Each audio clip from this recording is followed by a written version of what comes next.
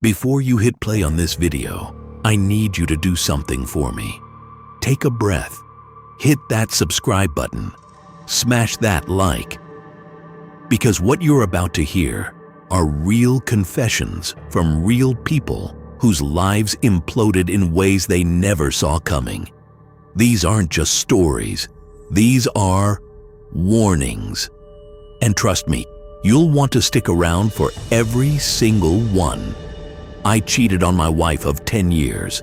I left her and our 2 children for someone that I met online in an MMO. That first sentence, perfect summary of my confession. But the actual story, it goes so much deeper than you could ever imagine. I did a tour in the US Army. While in service, I busted 2 vertebrae, serious nerve damage, the kind that changes your life forever. Suffice it to say, I was discharged. Fast forward 2 years. Drinking, seriously depressed. Post-tour, I'm out of money. No job, generally doing absolutely nothing with my life. Then I met this group, modern hippies, Wiccans, alternative lifestylers. I made friends with a bunch of them. And there was this one woman there who absolutely hated my guts. She couldn't stand me, said I was too polite, too nice. Always had some nasty thing to say to me. A few months pass.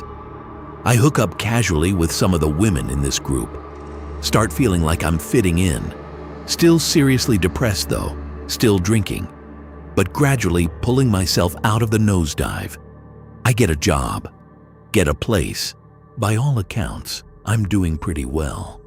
And then I start being friends with that mean woman. Come to find out, she's actually rather cool. Older than me a bit. Previously married, but cool. She's got a great kid. I even like him. That's when we start sleeping together. Not because I really felt anything, just sex, you know. Couple months pass. The place I'm working at closes. Again, no job, no money, nowhere to go. This woman asks me to move in. I do. Figure since we're already intimate, I could sleep over, right? Not really a bad deal. I have some money from disability from the Army. Help her pay off her place with a VA loan. She's really grateful. A month or so later, I come in from hanging with some guys. Find her crying on the couch. I can't figure out why on my own. After a long conversation, she confesses that she's in love with me. I have no idea what to say, so I just say I love her too. Fast forward 3 years. Things have been absolutely terrible financially. On and off jobs. Small little town. Lots of stress. Tons of fighting. My now wife is starting to get seriously aggressive, saying some really nasty stuff to me on the daily. I don't like arguing. It's never been my thing. But it's getting to the point where I feel like she's actually goading me into hitting her. I finally have enough. I make plans to leave her. That's when I find out she's pregnant. My heart sinks. All I can do is bite the bullet. Do the right thing. Stay with her. Things do get better for a while. We buy a house. I open a business. We have a beautiful baby boy. I even take some classes at the local college. I come to love her son as my own flesh and blood. I'm actually doing pretty well emotionally at this point. Stressed a bit. Not actually happy, but generally okay.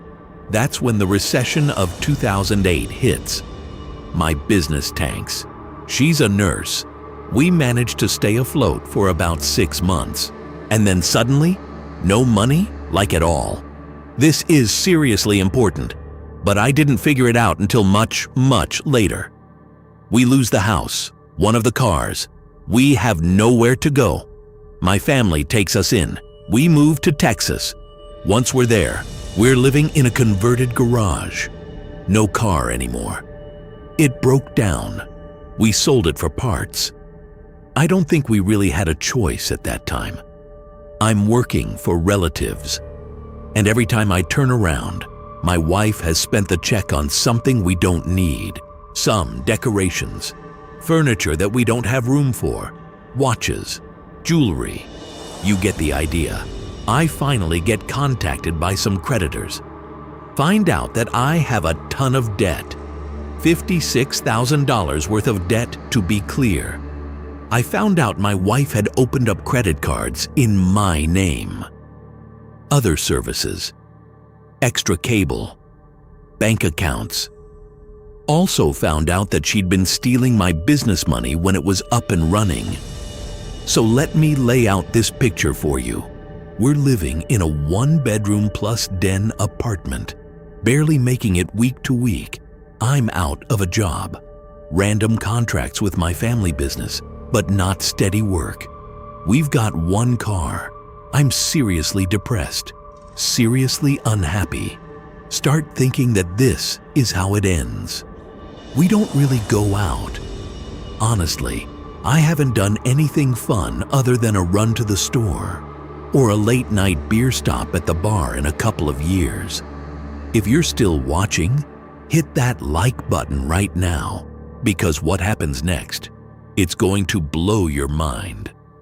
I've played MMOs pretty much constantly in my life. For those of you that don't know, that stands for Massive Multiplayer Online Games. I switch from one to another on a whim. I heard about a good one called Age of Conan. So I try it out. I get into the role-playing scene, start having some serious fun. Other than my kids, this is pretty much the only thing I had going on. While in game, I get into some serious role-playing storylines with another player. We start talking out of character, get to know each other very well. She's married, having similar marriage issues as I am. We have a lot of common interests, really seem to get along. We end up talking for 3 to 4 hours at a time, even longer on weekends. I start having some feelings for this person, and at this juncture, I'm seriously not knowing how to deal with it. Like those fluttery, bouncy feelings. Really, I have no clue what to do with them. Hell, until well later, I thought I was having small heart attacks or something. Emotionally, I skyrocket out of my depression. I start listening to music, want to dance. Generally, I'm more upbeat. I start wanting to go out more, hit the bars, play pool, something. My wife notices. We get into a huge fight. Fight summary: she's weirded out by my happiness. Says that it makes her skin crawl. This leads to 2 weeks of constant hell. Every day, it's the same old familiar fight. A week or so later, the person I met online asks me to meet her in real life. I'm like, I can't stand what's going on right now. I'm going to rip someone's head off. So yeah, I could use a vacation. Note, I had no idea of what feelings I had for this woman. I'm not exactly what you would call emotionally self-aware. So I drive 3 hours to meet this woman at her family's ranch house. We have a nice little private meal. Talk about things. Get into nature. We walk in the woods and I feel seriously at peace. All my stressors just slide off my back. I'm happy as I could be. Night comes. Now we're inside still talking. We get tired. There's a futon. We both kind of just lay down and cuddle up. And as they say, one thing led to another. The weekend is absolutely incredible. I've never felt like that with anyone. Everything is absolutely perfect. I don't even feel any guilt about cheating. Time comes, and I have to go home. Apparently, I was out of service range for my cell. I start getting some serious text message spam on the drive back. Lots of mean, nasty messages from the wife. And at the end, I find out she sent my stuff over to my mother's house. She's kicking me out. All I can muster here is a shrug. I realize then that I don't give a damn. Next 2 weeks are crazy. Couch surfing at my mom's. Don't say anything about my weekend. Don't tell anything to anyone, actually. Wife, calling to tear me a new one. She says that she decided to go out. When she gets back, she tells me that she hooked up with a guy. But at this point, I'm not even sure I care. Another huge fight. Make sure you're subscribed, because this story takes a turn you won't believe. My wife says she loves me, that she was scared I was going to leave her, that we can work this out. All the normal stuff you'd expect to hear, and for whatever reason, I agree. I'm thinking maybe all I needed was space, that time away, that I just needed to get all the stress off my back. I move back in, and for 1 month, everything's perfect. She's acting like she did when we first got together. She's nice, sweet. I start thinking maybe I was the problem all along, that I was just so depressed I couldn't see what I had. But then the mask slips. She starts in on me again. The nasty comments, the constant fighting, the manipulation, and I realize nothing has changed. She just wanted me back so I could keep paying the bills, keep being the punching bag, keep being the doormat. That's when I start talking to the woman from the game again, and I realize something. I'm in love with her. Actually, in love. Not this twisted, manipulated version of love I have with my wife. Real love. So I make a choice. I tell my wife I'm leaving. For real this time. She can have the apartment. I'll keep paying child support. But I'm done. She loses it. Threatens to take the kids. Threatens to ruin me financially. Threatens to tell everyone what a terrible person I am. And you know what? I don't care anymore. Because for the first time in years, I can breathe. I pack my stuff. I leave. I drive to be with the woman I met online. And my life completely changes. Now here's the thing. I'm not proud of what I did. I cheated. I abandoned my family. I destroyed my children's sense of stability. Those are facts I have to live with every single day. But I also know that if I had stayed, I would have ended up dead, either by my own hand or from the stress slowly killing me. My ex-wife, she told everyone I abandoned the family for some random woman on the internet, made me out to be a monster. And maybe I am. Maybe that's exactly what I am. But I'm a living, breathing monster instead of a dead saint. The woman I left for? We're still together. Been together for years now. We got married, built a life, and for the first time since I got back from deployment, I feel like I'm actually living instead of just surviving. My kids. That's the part that hurts the most. My oldest won't talk to me. Thinks I'm a piece of garbage. Can't say I blame him. My youngest. We have a relationship.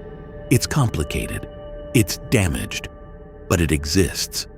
Would I do it all again? Honestly, I don't know. The damage I caused, the pain I inflicted, it's something I'll carry forever. But I also know that staying would have killed me, and dead fathers can't be fathers at all. So there it is, my confession. I'm the guy who left his family for someone he met in a video game.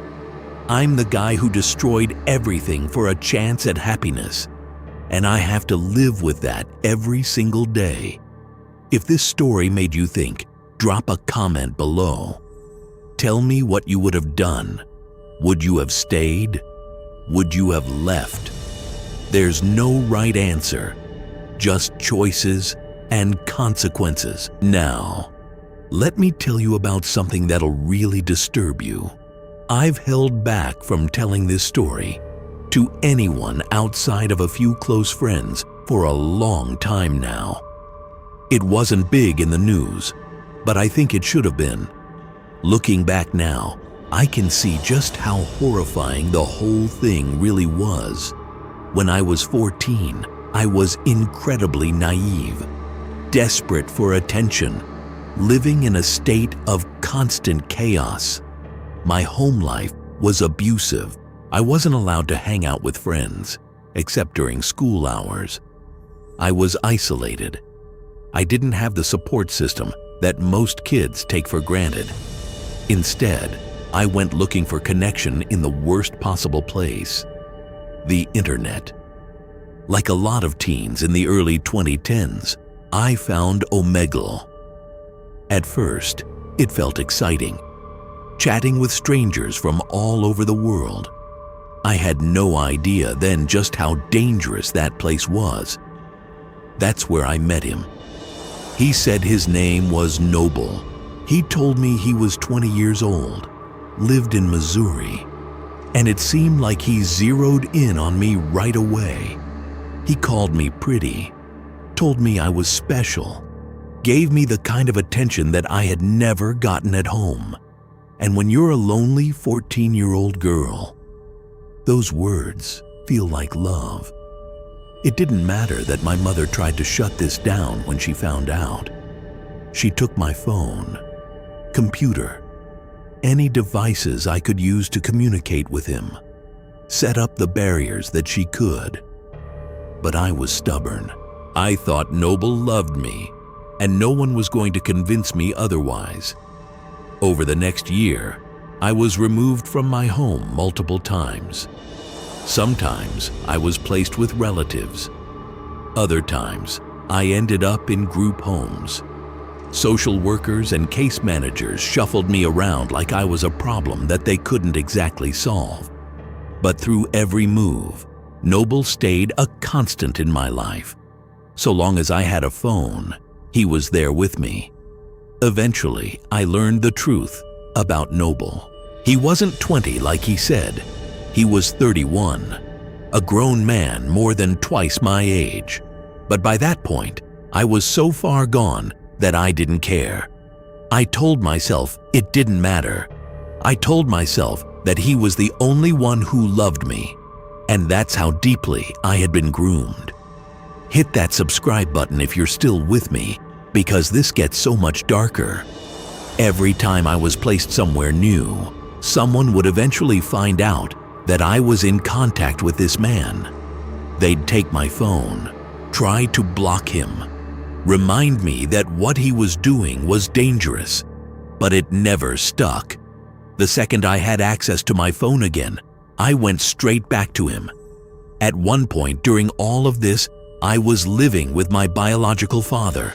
He caught on to Noble too, did what he could to stop it.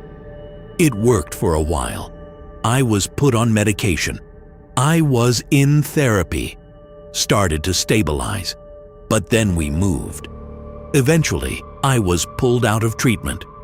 Without that structure, I started to unravel, and Noble was right there waiting.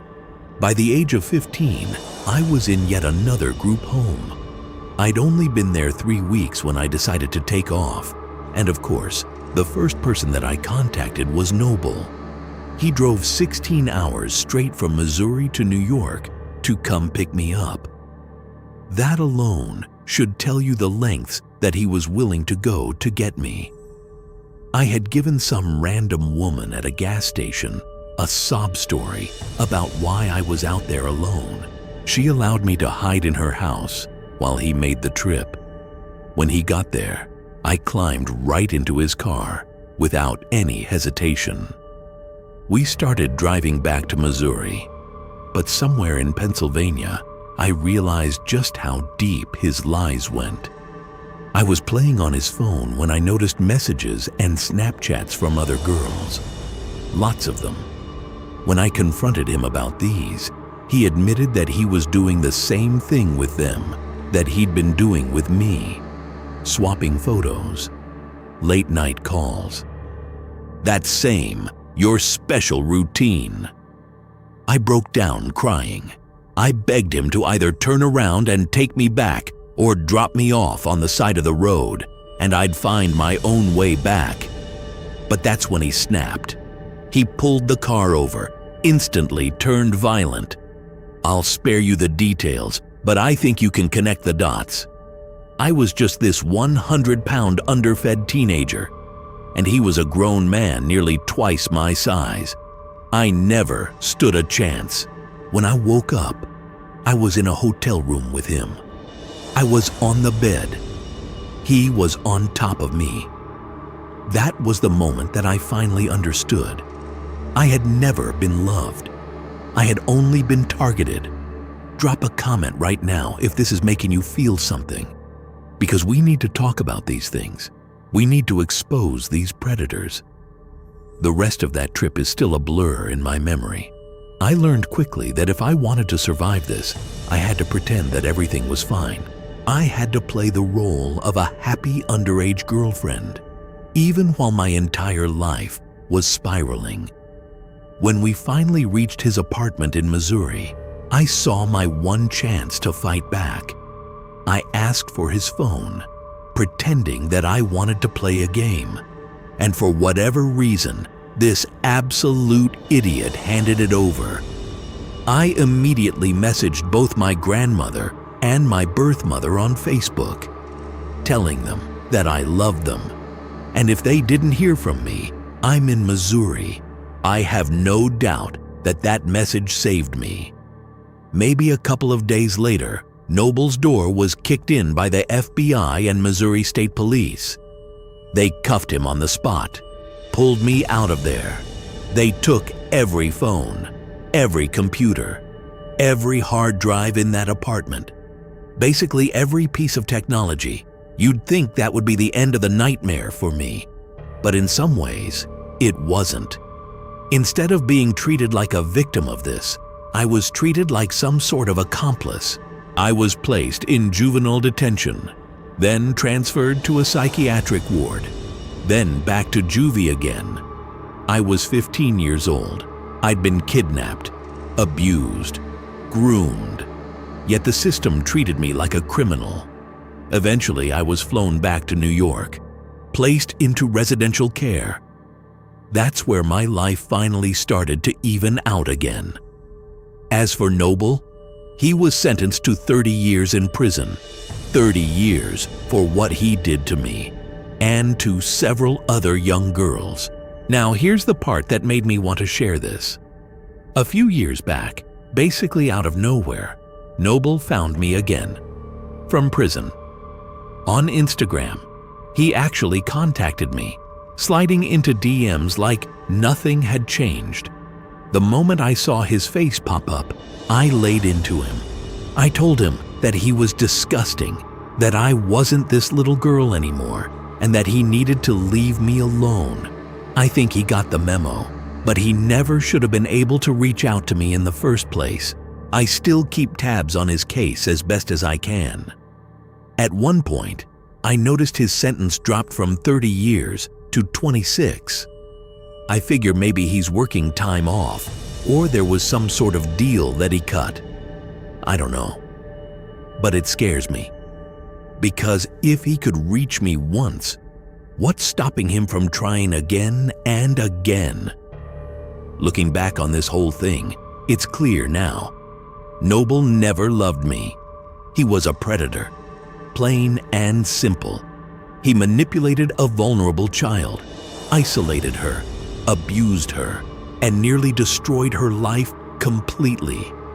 If you or someone you know is going through something like this, please reach out. Tell someone, anyone, because these predators rely on your silence. They rely on your shame. And the moment you speak up, their power disappears. Subscribe if you haven't already, because I have more stories that'll keep you up at night. Let me tell you about harassment that lasted for months, about someone who thought they knew who was tormenting them, only to discover the truth was far more twisted than they ever imagined. It's easily the weirdest and creepiest interpersonal situation that I've ever experienced, and it took an absurdly long time for it to all unravel. From the beginning, I felt like a detective trying to figure out the identity of my harasser. In the end, when all the pieces started to fall together, my head was spinning. I was overwhelmed with confusion, betrayal, and this sense that I may have been spared from something much, much worse. Let's begin. I had a friends with benefits relationship with a guy named Judah beginning in 2018. He came along during one of those doomed, let's open our relationship as a last-ditch effort to not break up situations. And I enjoyed his presence, but didn't necessarily feel a deep connection with him. My relationship with Judah tapered off amicably. Our interactions became limited to liking each other's Tumblr posts and occasional Snapchats. After a while of no interaction, Judah contacted me for some writing advice. I wanted to be genuinely useful, so I wrote a few paragraphs of heartfelt constructive feedback. He thanked me for my input.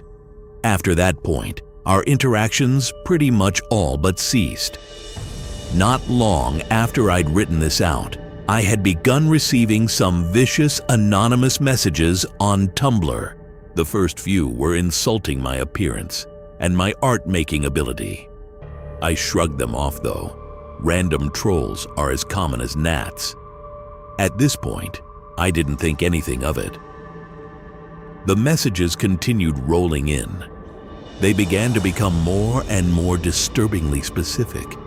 The harasser began to imply that they knew where I lived, dropped that they knew what school I went to, information that wasn't readily available on my blog. At this point, I knew that I had to be receiving them from somebody that I knew in real life, or from a creep who was dedicated enough to figure out my full name from the clues on my blog, which would have been difficult, but not impossible. Given all that I knew, I started to suspect Judah. Extremely few people from real life knew my Tumblr URL, and he was the only person who I could guess any motive for jealous harassment since we weren't talking anymore. I didn't think he was the type of person to act like that, but crazy people can be very talented at hiding their crazy. I blocked him on all social media, assumed I'd just be moving on with my life. Wrong. The messages became more frequent, even creeper. They began making fun of my disabilities, threatening physical attacks. Now, a common theme among the messages was about how being disabled makes me useless and undesirable. Strangely, Christianity kept being brought into it. They claimed that my illnesses were a result of God's punishment. I had started to dread whenever the new message icon appeared, so I turned off anonymous messaging. But that didn't stop them. They found other ways, other platforms, other methods of getting to me. It felt like I was being hunted by someone who knew me, who understood my routines, my weaknesses, my fears. If you're enjoying this deep dive into disturbing confessions, hit that like button and drop a comment telling me which story has affected you the most so far. The harassment continued for months. Every time I thought it was over, a new message would appear. A new threat. A new way of letting me know they were watching. I started keeping detailed records, screenshots, timestamps, patterns. I analyzed the language used, the times messages were sent, anything that could give me a clue about who was doing this. And then something strange happened. I made a new friend. Their name was Elm. We met through mutual friends. They seemed cool, a little manic in their energy, but friendly enough.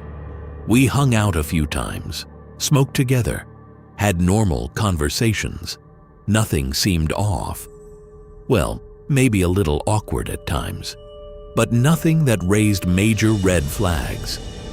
Around this time, the harassment messages started to slow down. Not stop completely, but become less frequent. I thought maybe whoever was doing this had finally gotten bored and moved on. Then Elm sent me a message. They said we just didn't have enough in common, that they weren't interested in being friends with me anymore. I was taken aback by this. A little hurt, if I'm being honest. I'd never experienced a friend breaking up with me like that. Yet I still didn't feel suspicious of them. By absolute coincidence, on the same day, my best friend Monica logged into her Tumblr account for the first time in over a year. She had received hateful messages dating all the way back to spring of 2019.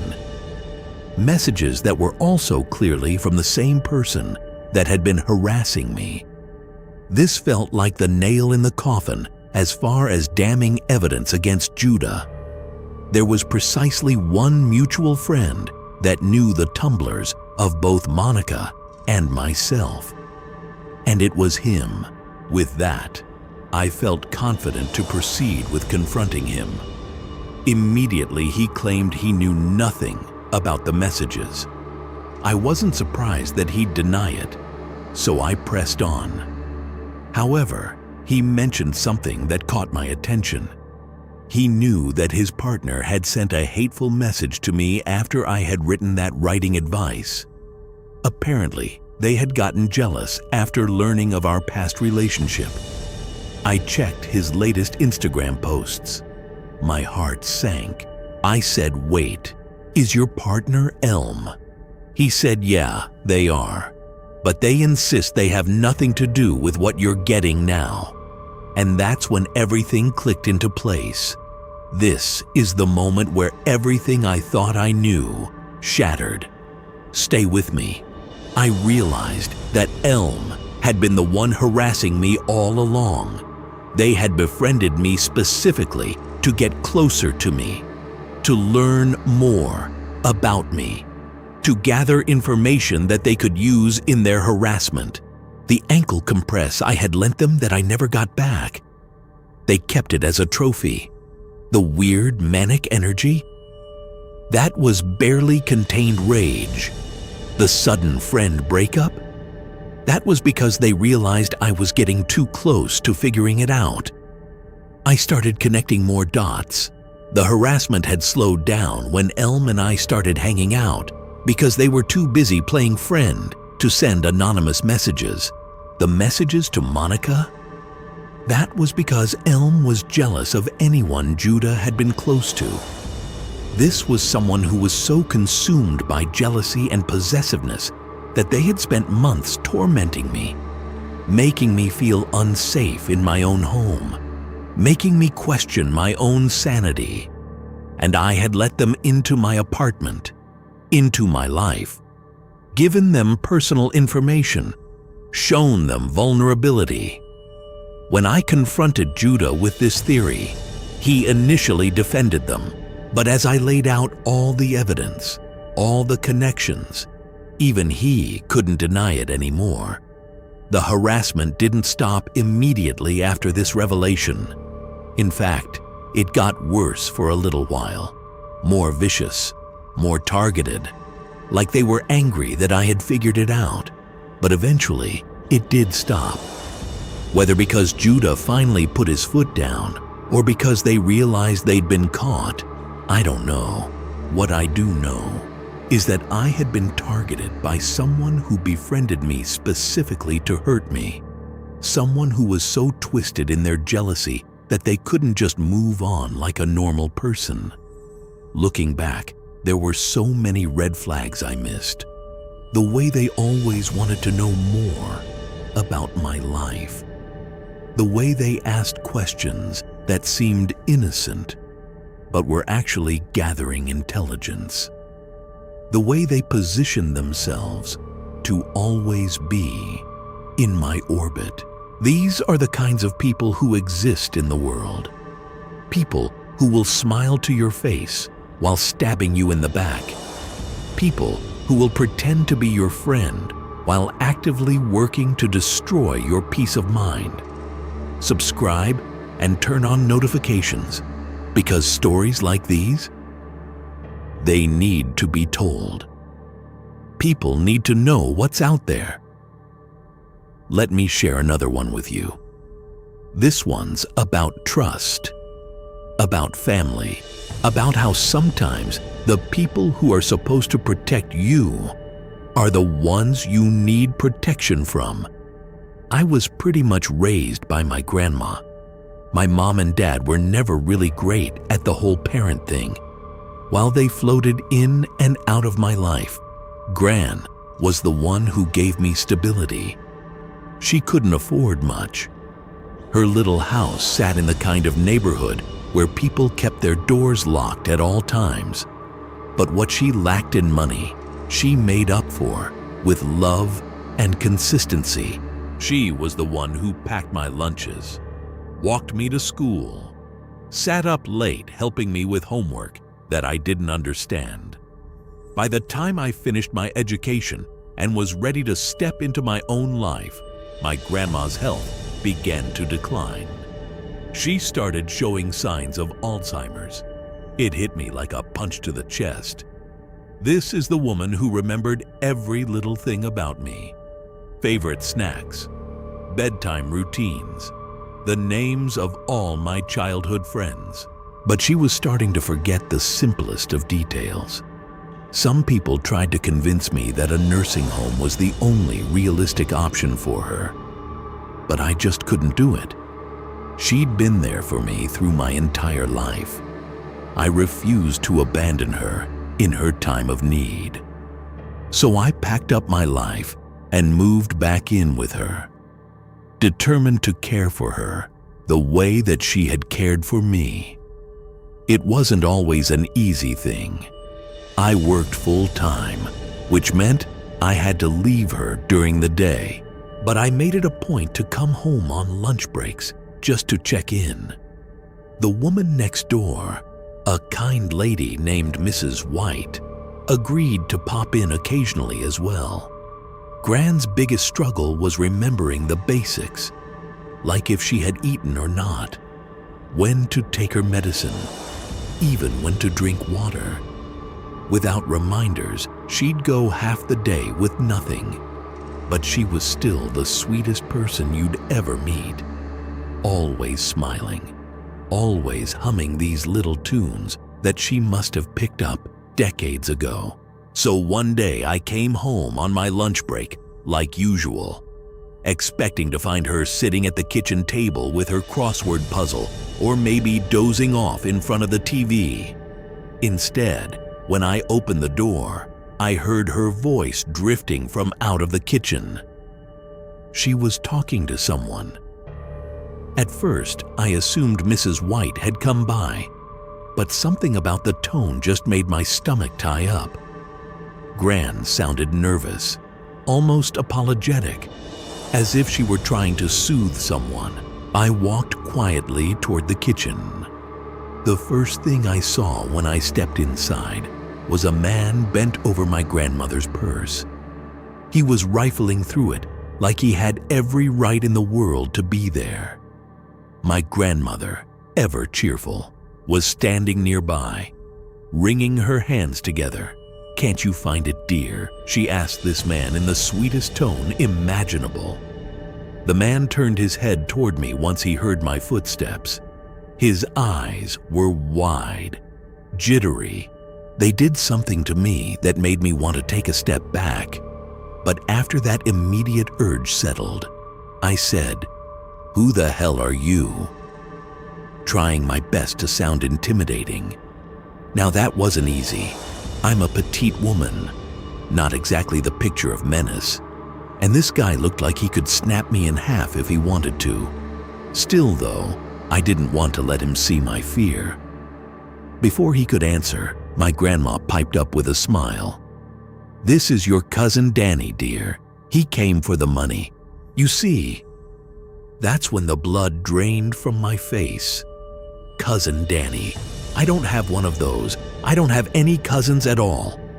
"Gran," I said, my eyes never leaving this man's. "We don't know this man." She giggled, like I'd made some sort of silly mistake. "Of course you do, darling. He came for the money. He's going to be buying us a new camper."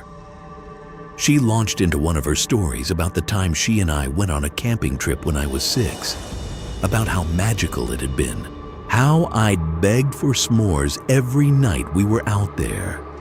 I could see her eyes sparkling with this memory, all while this stranger stood inches from her, practically salivating over her purse.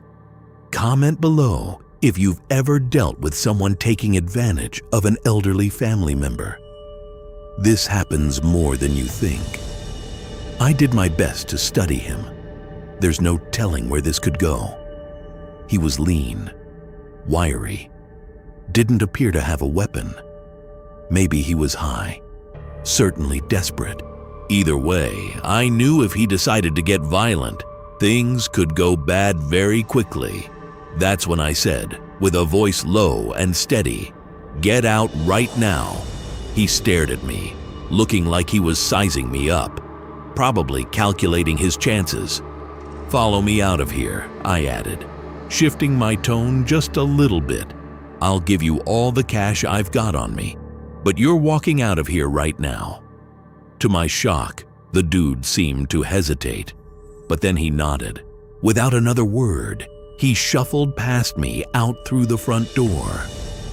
I kept my distance, but followed close enough to make sure that he wasn't going to double back. And the second he stepped over the threshold, I slammed the door shut, locked it, leaned against it, heart pounding so hard I thought it might break my ribs. Dude didn't turn back though. He didn't bang against the door or try to kick it down. I think he just left. Whether it was because I caught him in the act, or now he was outside and visible to the public, I don't know. But something had changed because he just took off. When I got back to the kitchen, my grandma was sitting at the table, smiling to herself. "Remember Disney World?" she asked, drifting seamlessly into another one of her stories, like there wasn't just some stranger in her house trying to rob her. My stomach turned to lead when I went to check her things. Her purse was empty of the small pill organizer she kept. All of her medication for the week, gone. In the bathroom, the little hook where she always hung up her wedding ring was bare. That ring had survived decades, and now it was just gone in the wind. I didn't need to imagine what might have happened if I hadn't come home when I did.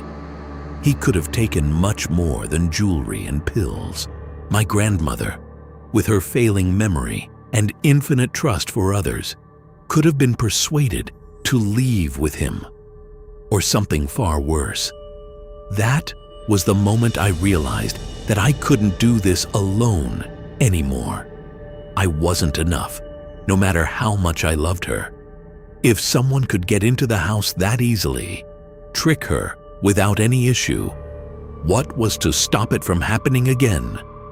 Next time, I might not be there to stop it. So that's what led me to making the hardest decision of my life. I moved her into a nursing home nearby.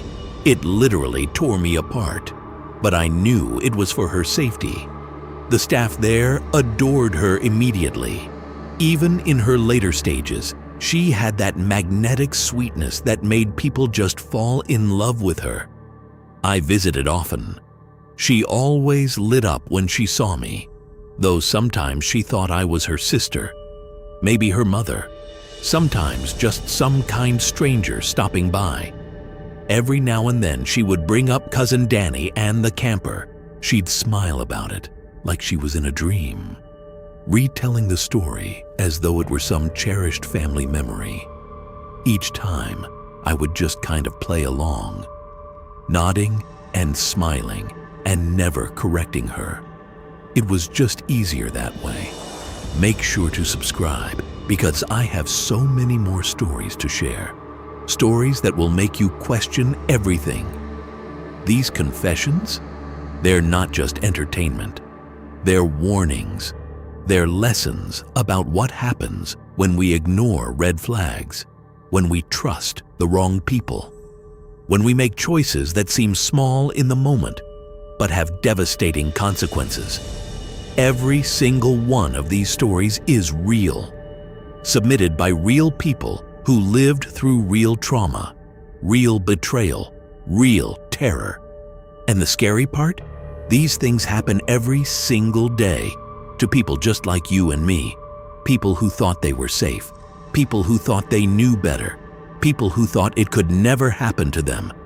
But it did happen, and it can happen to anyone. That's why these stories matter. That's why we need to listen, to learn, to recognize the patterns, to trust our instincts when something feels off. Because sometimes that little voice in the back of your head, the one telling you something isn't right, that voice is trying to save your life. So before we wrap up, I want you to do something for me. If you or someone you know is in a situation that feels wrong, speak up. Reach out. Tell someone. It doesn't matter if you think you're overreacting. It doesn't matter if the person seems nice. It doesn't matter if you're afraid of making a scene. Your safety is more important than being polite. Your life is more important than not wanting to offend someone. And if you're watching this and you've been through something similar to any of these stories, you're not alone. You survived. You're here. And that takes incredible strength. Drop a comment and let me know which story hit you the hardest. Which one made you think? Which one made you feel something? And make sure you're subscribed with notifications turned on. Because I have dozens more stories to share. Stories that will keep you up at night. Stories that will make you look at the people around you a little differently. Stories that might just save your life one day. Thanks for watching. Thanks for listening.